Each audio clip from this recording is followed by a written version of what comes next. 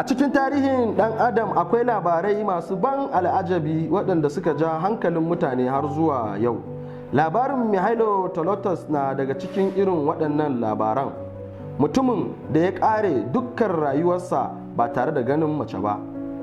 An haifi wannan bawan Allah ne a ƙarshen ƙarni na 19, kuma mahaifiyarsa ta rasu 'yan sa'o'i kaɗan bayan haihuwarsa. Bai samu damar sanin mahaifiyarsa ba, kuma hakan ya sa aka ɗauke shi zuwa gidan marayu a ƙasar Girka. Daga nan ne Mihailos Tolotos ya samu sabon gida a Mount Athos, wani wuri mai tsarki a cikin coci inda aka sa dokoki masu tsauri da suka hana zuwan mata. Wannan wuri ya kasance keɓantacce ga maza kaɗai tun fiye da shekara 1000. Mihailos ya kwashe duk rayuwarsa a cikin ayyukan coci da kuma keɓewa daga mafi yawan al'amuran duniya. Ya rayu ba tare da ganin mace ba ko sanin yadda siffanta yake.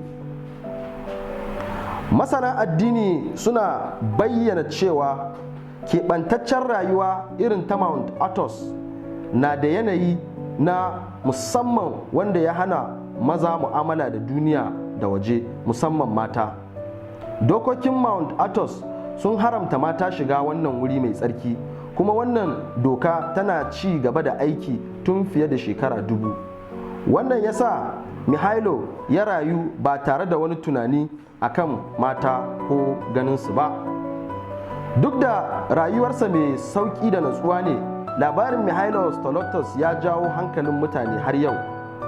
Tambaya a nan ita ce, yaya mutum zai iya rayuwa ba tare da ganin mace ba? Ko yaya zai yi tunanin yadda mace take? Masana halayyar ɗan adam da zamantakewa suna nazari kan yadda rashin mu'amala da mata zai iya tasiri ga tunanin Tolotos game da duniya da kuma yadda zai fahimci wasu batutuwa na rayuwa.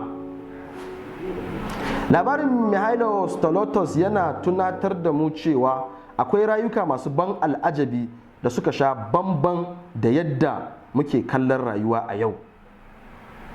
Mihailos Tolotos ya rasu a shekarar 1938 bayan ya yi duk rayuwarsa a cikin cocin Mount Athos. Labarinsa ya kasance wani sashe na musamman a tarihin ɗan adam.